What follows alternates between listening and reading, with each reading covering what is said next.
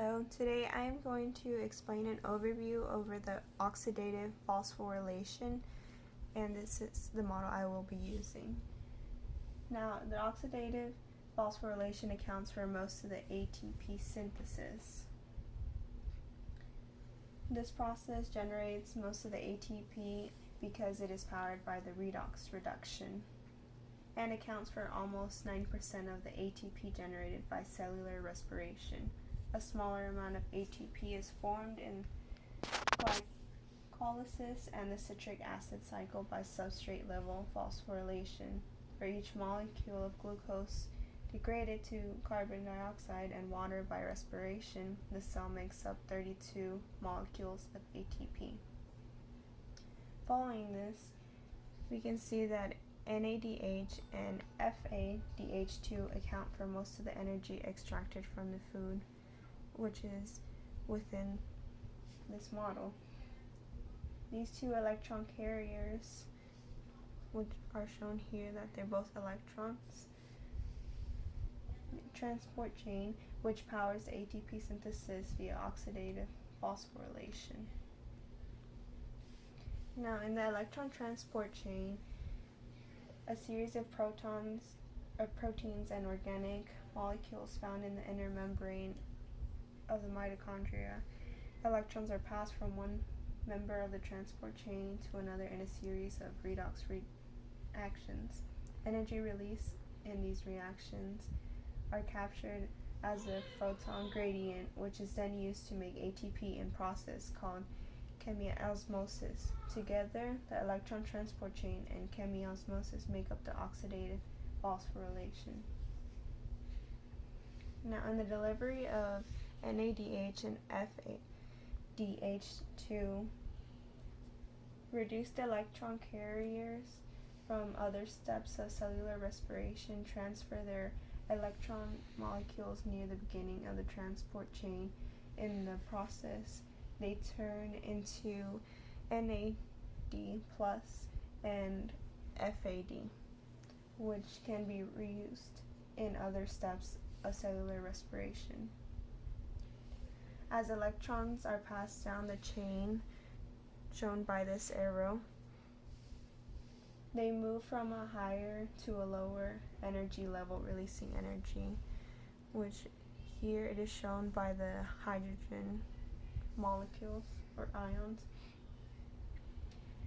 moving them out of the matrix into the inner membrane space. The matrix, which is just the outer areas that are not in the intermembrane space. This pumping establishes an electrochemical gradient. At the end of the electron transport, which is shown right here, electrons are transferred to molecular oxygen, which splits in half and makes up hydrogen ions to form water. We can see that this electron from NADH goes through the intermembrane space, through the hydrogen atoms, and then we see that it is oxygen by itself, and once it combines with the hydrogen ions, it becomes water. As the hydrogen ions flow down their gradient and back into the matrix, they pass through an enzyme called ATP, which is shown down here, which harnesses the flow of protons to synthesize them, which is within this process. Now, NADH